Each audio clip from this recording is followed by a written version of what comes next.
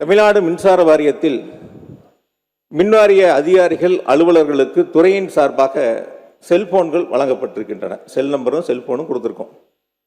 அது பொதுமக்கள் தொடர்பு கொள்வதற்கு, மற்ற அதிகாரிகள் தொடர்பு கொள்வதற்கு வசதியாக, தங்களுடைய குறைகளை தெரிவிப்பதற்கு வசதியாக அந்த செல்போன்கள், செல் நம்பர்கள் வழங்கப்பட்டிருக்கின்றன. ஒரு வார காலமாக ஏர்டெல் நிறுவனத்திலிருந்து ஜியோ நிறுவனத்திற்கு மாறுவதற்காக அந்த மின்வாரியம் நடவடிக்கை எடுத்திருக்கிறது என்று தெரிவிக்கின்றார்கள். அந்த ஒரு வார காலத்தில் மின்சார வாரியத்தில் பணிபுரியக்கூடிய எந்த அதிகாரி அலுவலுடைய செல்போனும் இப்பொழுது செயல்பாட்டில் இல்லை. முழுவதுமாக தமிழ்நாடு முழுவதும் வரக்கூடிய புகார்கள் மின்னகத்திற்கு லட்சக்கணக்கில் வந்து குவிந்து கொண்டு இருக்கின்றன. ஒரு அரசு நடவடிக்கை எடுக்கின்ற பொழுது, துறை நடவடிக்கை எடுக்கின்ற பொழுது அந்த செல் நம்பர்கள் மாறாமல், இப்போ அரசுல வசதி இருக்கு, தன்னுடைய செல் நம்பர் மாறாமல் கம்பெனியை மாற்றிக்கலாம், செல் கம்பெனிகளை மாற்றுவதற்கான வாய்ப்புகள், வசதிகள் இருக்கின்றன. அதுபோன்ற நடவடிக்கைகளை மின்சார வாரியம் எடுக்காமல் இப்பொழுது புதிதாக ஜியோ நிறுவனத்தின் மூலமாக புதிய எண்கள் பெறப்பட்டு சம்பந்தப்பட்ட அதிகாரிகளுக்கும் அலுவலர்களுக்கும் வழங்குவதற்கான பணிகளை தொடங்கி இருக்கின்றார்கள். எனவே புதிய எண்கள் வழங்குகின்ற பொழுது சம்பந்தப்பட்டிருக்கின்ற துறையினுடைய அதிகாரிகள் பொதுமக்களிடத்திலே ஒரு குழப்பத்தை ஏற்படுத்தக்கூடிய சூழல் ஏற்படும்.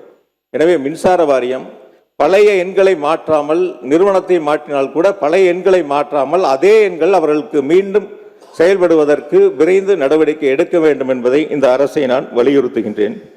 காரணம், மக்கள் தொடர்ந்து அவர்களிடத்தில் இருக்கக்கூடிய செல் நம்பர்களை, பல ஆண்டுகளாக அவர்கள் பயன்படுத்திய செல் நம்பர்களை இப்பொழுது மாற்றுவது என்பது எளிதில் மக்களிடத்தில் அந்த புதிய எண்கள் சென்று சேருவது என்பது எளிதான காரியம் அல்ல என்பதை மட்டும் இந்த நேரத்தில் நான் நினைவூட்ட கடமைப்பட்டுள்ளேன்.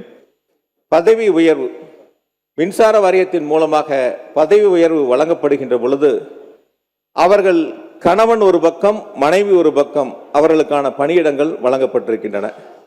குறிப்பாக மின்சார வாரியத்தினுடைய வழிகாட்டு நெறிமுறைகளில் தன்னுடைய மனைவிக்கு ஏதேனும் உடல்நிலை சரியில்லை என்று சொன்னால், கேன்சர் போன்ற நோய்களால் பாதிக்கப்பட்டிருந்தால் அவர்கள் விரும்பக்கூடிய இடங்களுக்கு பணியிட மாறுதல்களை, பதவி உயர்வை வழங்குவார்கள். அப்படி இல்லாமல் மின்சார வாரியம் இப்பொழுது மனைவி ஒரு பக்கம், கணவன் ஒரு பக்கம் என்ற அந்த பணியிட மாறுதல்களும் பதவி உயர்வும் வழங்கப்பட்டிருக்கின்றன. இது மின்வாரிய அதிகாரிகள் அலுவலகத்திலே மிகப்பெரிய ஒரு மனவேதனையை உருவாக்கி இருக்கின்றன. அதிலே அவருடைய அந்த குறைகளை போக்கக்கூடிய அளவிற்கு இந்த அரசு விரைவாக கவனம் செலுத்த வேண்டும் என்பதை இந்த நேரத்தில் நான் கேட்டுக்கொள்கின்றேன். அதே போல கோடை காலம், அதற்கு பிறகு மழை காலங்கள், இந்த இரண்டு நேரங்களிலும் மின்வெட்டு இல்லாத சீரான மின் விநியோகத்தை வழங்க வேண்டும் என்று சொன்னால் உரிய காலத்தில் உரிய தளவாட சாமான்கள் முழுவதுமாக இருக்க வேண்டும். அப்படி போதிய தளவாட சாமான்கள் இப்பொழுது மின்வாரியத்தில் கையில் இருப்பு இல்லை என்பதை மின்வாரிய அதிகாரிகள், அலுவலர்கள் தெரிவித்துக் கொள்கிறார்கள். இப்பொழுது மின் இணைப்பு கேட்டு விண்ணப்பம் செய்வர்கள் கூட ஒரு மாத காலம் காத்திருந்து அவர்களுக்கான மீட்டர் வழங்கப்பட்டு ஒரு மாத காலத்திற்கு பிறகுதான் மின் இணைப்புகள் வழங்கப்படுகின்றன என்ற புகார்களை தொடர்ந்து தெரிவித்துக் கொண்டிருக்கின்றார்கள். ஆகையால் புதிய அரசு அந்த தளவாட சாமான்களை உரிய காலத்தில் கொள்முதல் செய்வதற்கான ஏற்பாடுகளையும், புதிய மின் இணைப்பு கேட்டு விண்ணப்பித்திருக்கின்றவர்களுக்கு உடனடியாக மின் இணைப்பை வழங்கக்கூடிய வகையில் அவர்களுக்கு தேவையான மீட்டர்களையும் உடனடியாக வழங்குவதற்கான நடவடிக்கைகளை மேற்கொள்ள வேண்டும்.